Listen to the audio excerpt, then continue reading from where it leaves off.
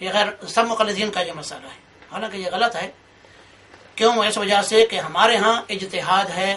تقلید نہیں۔ جماعت اہل حدیث میں اجتہاد ہے، تقلید نہیں۔ اس وجہ سے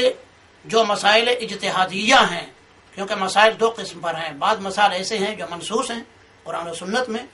ان میں تو جماعت اہل حدیث کا اختلاف نہیں ہو سکتا علماء میں، لیکن جو مسائل اجتہادیہ ہیں ان میں اختلاف ممکن ہے، اور اختلاف ہوتا بھی ہے، صحابہ میں بھی تھا، تابعین میں بھی تھا، تبع تابعین میں بھی تھا، اور اس کے بعد ائمہ میں بھی رہا ہے، کیونکہ اللہ تبارک و تعالی نے سب علماء کو، سب مجتہدین کو ایک جیسا عقل نہیں دیا، ایک جیسا دماغ نہیں دیا، اس لیے سب علماء کی اجتہادی مسائل کے اندر فتاوے ان کے مختلف رہتے ہیں اور رہے ہیں۔ تو اس وجہ سے یہ مسئلہ بھی ایک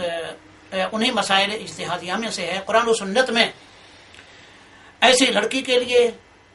کوئی قرآن و سنت میں نہیں ملتا ثبوت کہ ایک آدمی نے ایک عورت سے زنا کیا ہو اور اس آدمی کا نطفہ ٹھہر گیا ہو اور وہ لڑکی پیدا ہو گئی ہو اسی نطفے سے،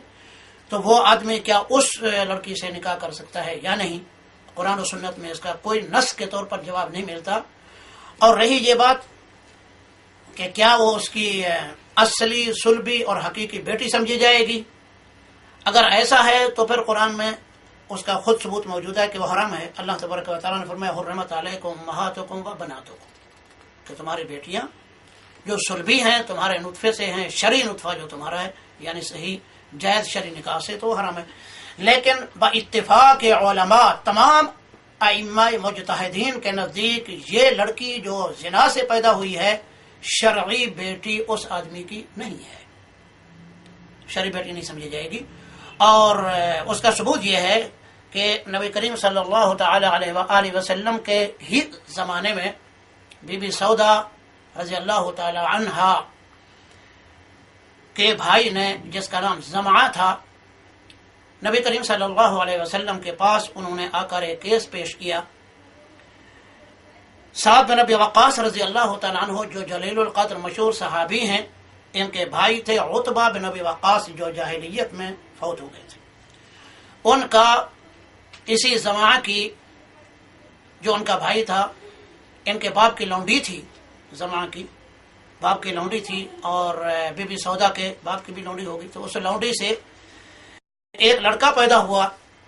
وہ عتبہ بن ابی وقاص نے اس کے بارے میں یہ دعویٰ کیا تھا کہ یہ میرے نطفے سے ہے، اور جاہلیت میں اس لونڈی سے ان کے ناجائز تعلقات تھے۔ جس وقت عتبہ مرنے لگا تو اس نے اپنے بھائی سعد بن ابی وقاص رضی اللہ تعالی عنہ سے کہا کہ تم جا کر اس لڑکے کو لے لینا، میری بھی اس کو نسبت دے دینا، میرا یعنی آپ کا وہ بھائی ہو جائے گا، اس وجہ سے کہ میرے ہی نطفے سے ہے وہ۔ اور جس وقت یہ دعویٰ نبی کریم صلی اللہ علیہ وسلم کے پاس پہنچا تو زمعہ نے نبی صلی اللہ علیہ وسلم سے کہا یا رسول اللہ ولد علی فراش ابی،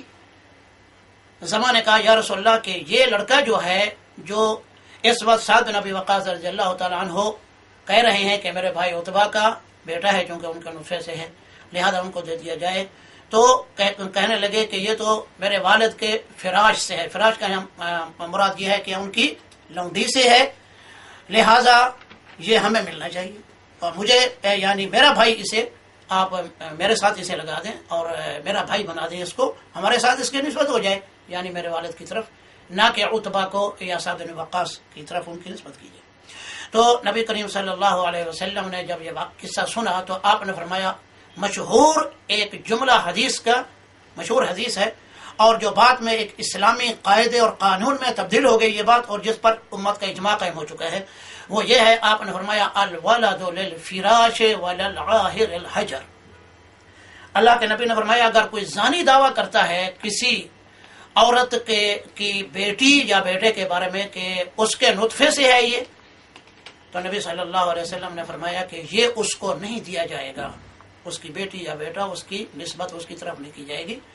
بلکہ آپ نے فرمایا کہ جو زنا سے کوئی لڑکی پیدا ہوئی یا لڑکا پیدا ہوا تو اس کی نسبت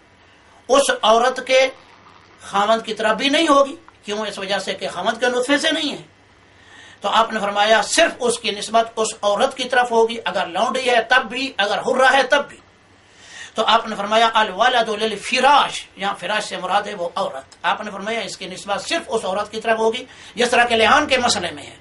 لعان کے مسئلے میں جس وقت لعان کا فیصلہ ہو جاتا ہے تو چونکہ خامد دعویٰ کرتا ہے کہ میرے نطفے سے نہیں ہے اور لعان کے اندر میاں بیوی میں جدائی ہو جاتی ہے، تو پھر اس لڑکے کی نسبت اس خامد کی طرف جو اس مرد کی طرف نہیں ہوتی، صرف اس کی نسبت اس عورت کی طرف ہوتی ہے، تو اسی عورت کا وہ بیٹا سمجھا جاتا ہے پوری یعنی اس کے اندر نسب نامے وغیرہ کے اندر. تو آپ نے فرمایا الولد للفراش کہ اس موقع پر یہ عورت کی طرف اس بچے کی نسبت ہوگی، اور جو آدمی دعویٰ کر رہا ہے زانی وللعاہر الحجر، اس کو اس کے منہ میں پتھر.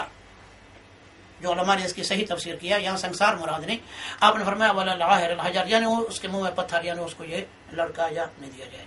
تو اب اور اس پر بھی امت کا اتفاق ہے، اگر اس قسم کا کوئی لڑکا یا لڑکی پیدا ہو گئی تو جو جس لونڈی سے ہے یا جس حرہ سے وہ پیدا ہوا، تو چونکہ اس کے خاوند سے اس کی نسبت نہیں ہو سکتی، منسوب نہیں ہو سکتا، نسبت اس کی طرف نہیں لگائی جا سکتی، تو اس وجہ سے اس کی میراث میں بھی وہ وارث نہیں ہوگا. لڑکا ہے تو میراث میں وارث نہیں ہوگا، لڑکی ہے تب بھی نہیں ہوگی وراثت میں. تو جس وقت امت کا اس بات پر اجماع ہے کہ اس کی نسبت اس آدمی کی طرف نہیں جو اس لونڈی کا مالک ہے یا خامد ہے اس عورت کا، اور شرعی طور پر اس کے میراث کا بھی وہ لڑکی یا لڑکا وارث نہیں، تو اس سے معلوم ہوا کہ اس کی نسبت اس کی طرف اس کا شرعی بیٹا یا بیٹی نہیں ہے. یہ خالی مطلق ایک مخلوق ہے، مطلق مخلوق اسے کہتے ہیں، الخلق المطلق،